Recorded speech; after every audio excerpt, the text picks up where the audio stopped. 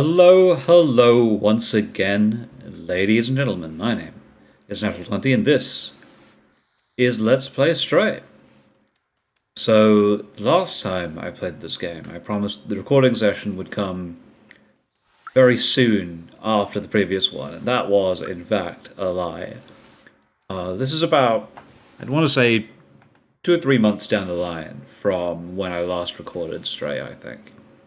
And that's largely because I've been playing Mega Man Rock'n'Roll this entire time, and it's been great fun, and yeah. Just didn't get back around to this, but because of the weird airing schedule of this, you shouldn't have seen too much of a delay between the last episode and this one. Let's meet this robot and see where we go with Gordon, our amazing kitty cat.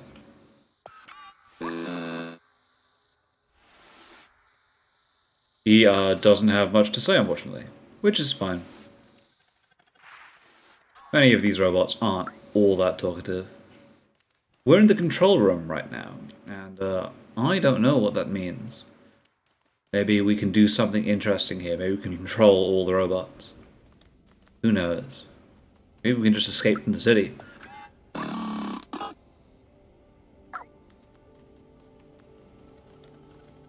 Maybe we can, like...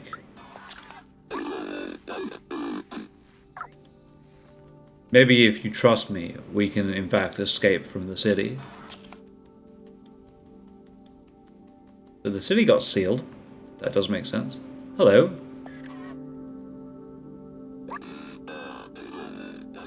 Yes, that does make sense. So I suppose if we meet an engineer, we might be able to unwall the city. Who knows what's out there? I mean, technically Gordon does, because Gordon came from outside the city, as I recall.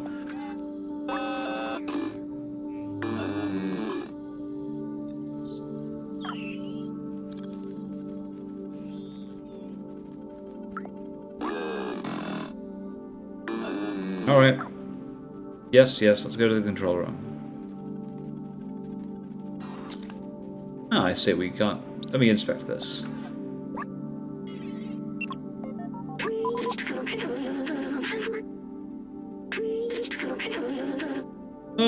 Well, I mean, like, how is humanity defined is an important question in life.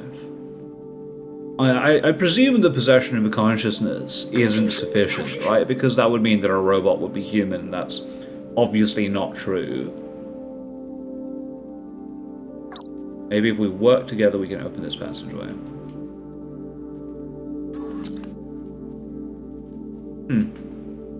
I can push the A button there, but it won't let me because it seems to be too high. If I jump up here, A button there. No, okay.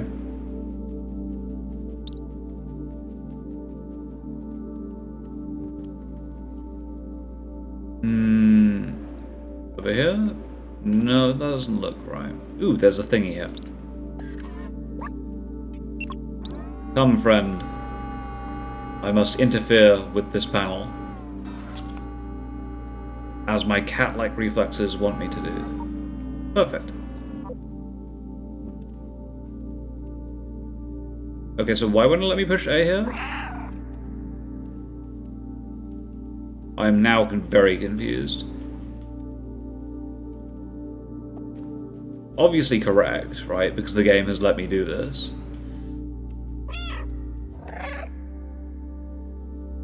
So, I don't understand what I've done wrong.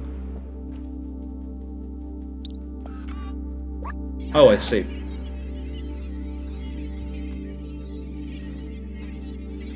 Yes!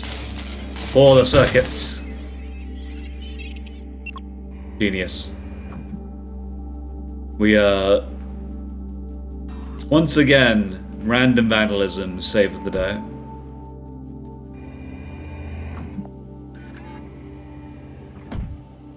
And there doesn't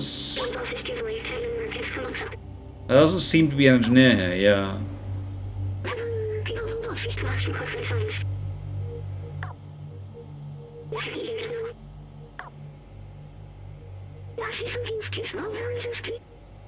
Yeah,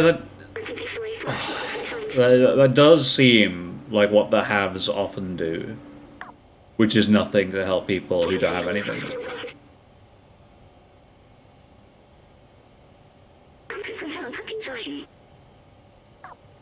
B12, that seems like a good idea.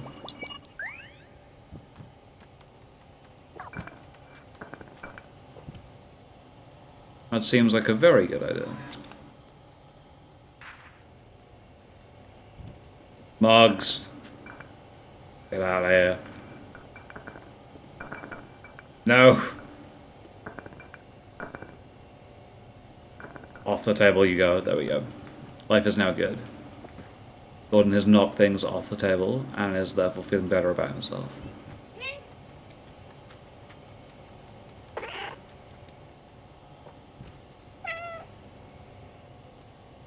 Alright. Alright. So. Inspect. The main computer, I see.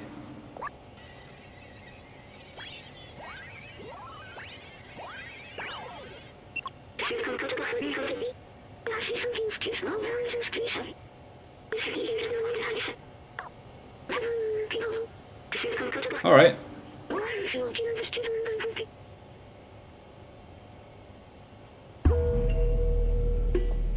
Yeah, Gordon must be a very, very smart kitty to just know, like, English and to be able to, you know, turn on computers.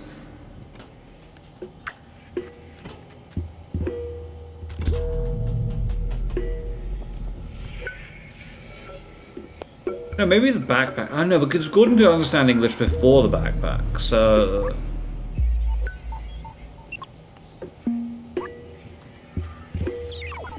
Oh, I see, okay. So if I step on the keyboards, they turn on.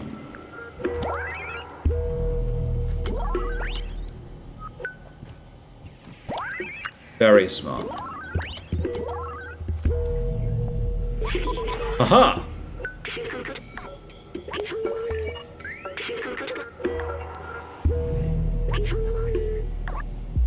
Come on, B12, come on, I want to open the city. See something cool.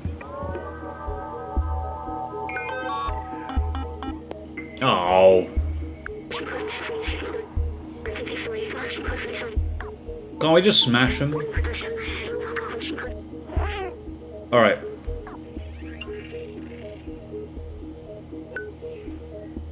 Seems like a good plan to me. So you need to hack things, I need to blow stuff up. Which I'm fine with, but what do I need to blow up? Ooh, there's a lock over there. That seems like a good place to look to begin with. There we go. Aha! Scratch him.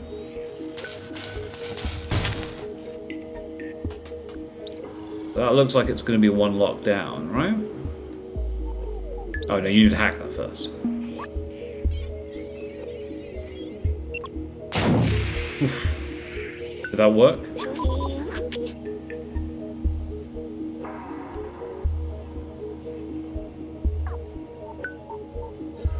Oh no! We activated an alarm.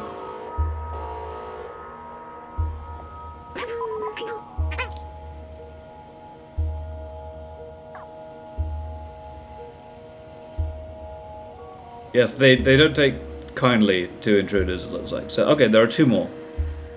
That makes sense. We've got to figure out where the power here goes, I guess. Deactivate this lock.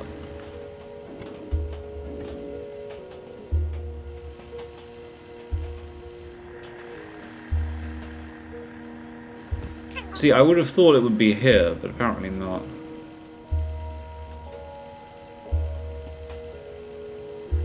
You jump up here. There's cameras watching me from here.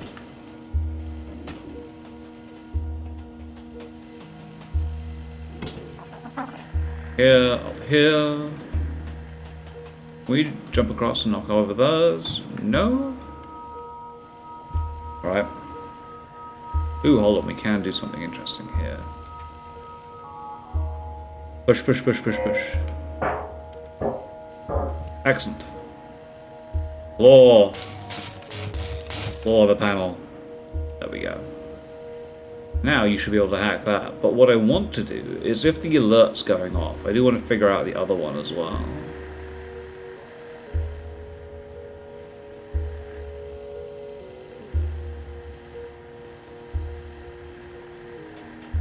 So my suspicion is maybe... No, it doesn't look like it. I thought briefly maybe the thing was going through here and you'd be able to mess with it from there, but that doesn't seem right. Aha! I believe I missed that, but... Excellent. Right, okay. We've got both hack surfaces ready. So if robots try and murder us, then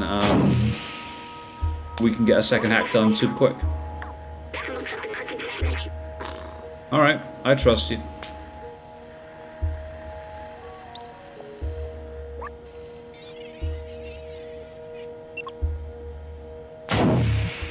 Oh no?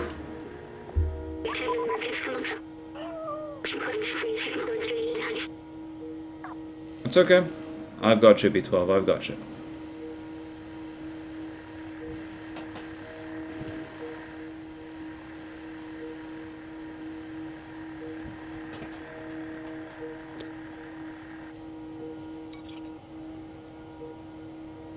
I've always got your back, my little robot friend.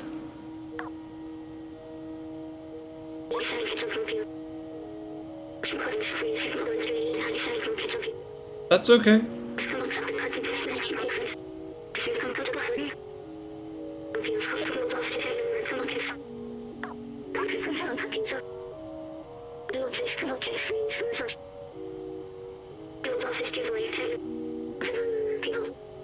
I'll be what you... So, I think, personally, the B12 shouldn't do this because I think there is value in the human thought remaining, because I think it's probably different and created differently to the way robotic thought might be. So even though the robots that we've seen have personhood that I think is defined and meaningful, I think it is ultimately a different kind of personhood to the way the personhood I would describe to a human. Simply because I think the way the thoughts are generated are differently. In the same way that if there was an alien, I would say that even if the alien was, even if humanity maintained consciousness, all that kind of stuff, the alien's method of thought would be individually valuable, right? So I understand that B12 has the agency to take this risk, but equally, and to do this, but equally I think that I would say they shouldn't. Aww. Aw, thank you, B12. You were a good buddy the entire way, and a great human. I am sad you couldn't give me head pats.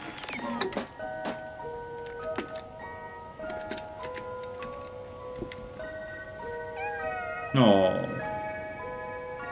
Aw, that's so nice! Good boy, Gordon.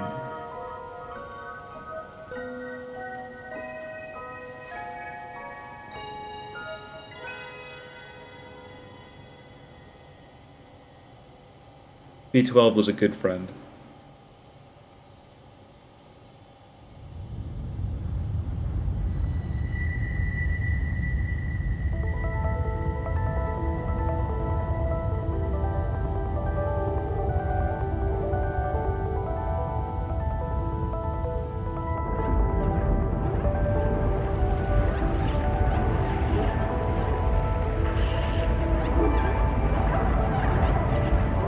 They didn't like light, yeah, I remember. It's a good way of solving that problem, to be honest. Sunlight.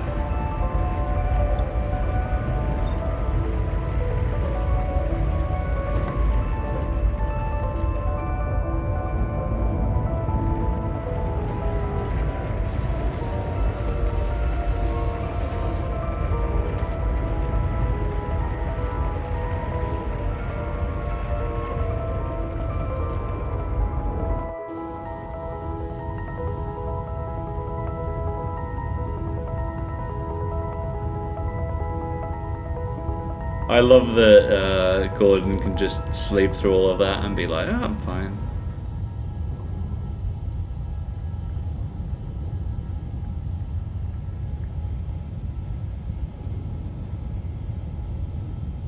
Oh, you can just sit down and sleep next to him forever. Isn't that nice? Ah, Gordon, you're a great cat.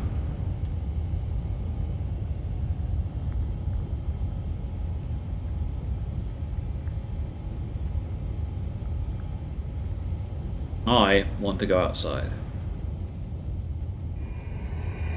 And then go back in again. And then go back out again. And then go back in again.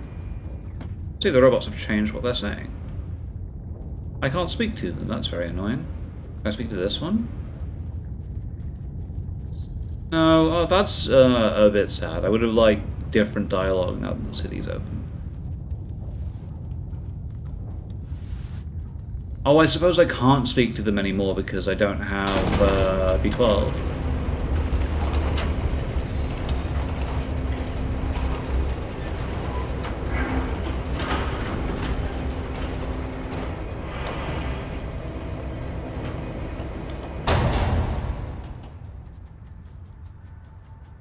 And we emerge to a world where cats rule.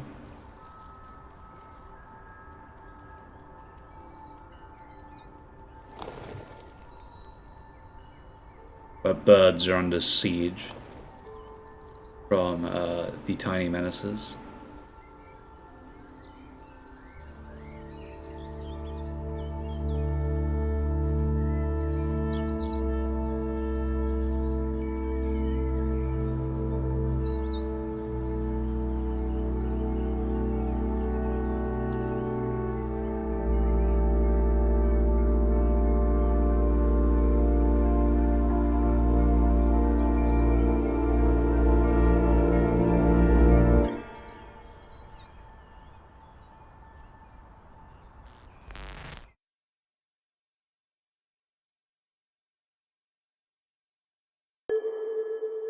And that was Stray. I didn't know when I stopped playing the last time that I was quite so close to the end. But I think that emotionally that was the right space to do it. Broadly speaking, I think that this is a really fun game that's really well designed from an atmospheric level. And I'm not usually one that cares for that. I'm usually a guy that's much more into his gameplay.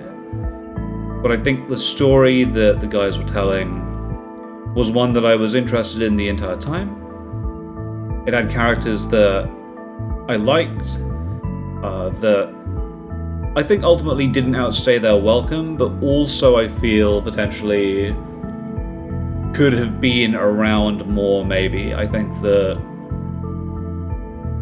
potentially a better through line from the lower city to Midtown might have helped somewhat. Maybe there's a robot that goes with you the entire way beyond just B12. Because I think that ultimately when you break from the lower part of the city and go to Midtown, you kind of lose a lot of interaction with characters that you've seen a fair bit in the first three and a half hours of the game. And, you know, maybe I would have liked to see a little bit more of an epilogue about all the other robots that we saw. And how they made it out of that.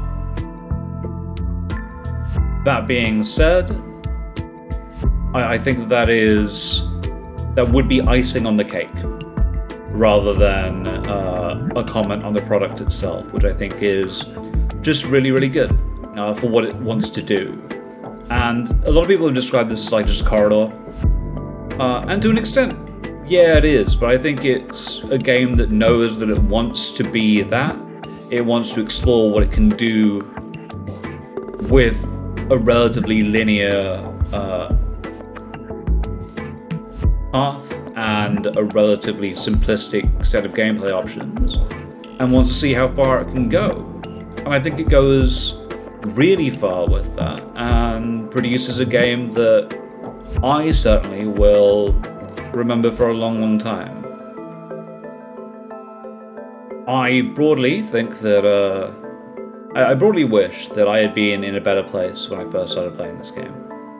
I think that maybe I could have done it more justice myself from an LP perspective, but I think it was also the right game for that point in time in a lot of ways, and it made me feel good in a time where I didn't feel great.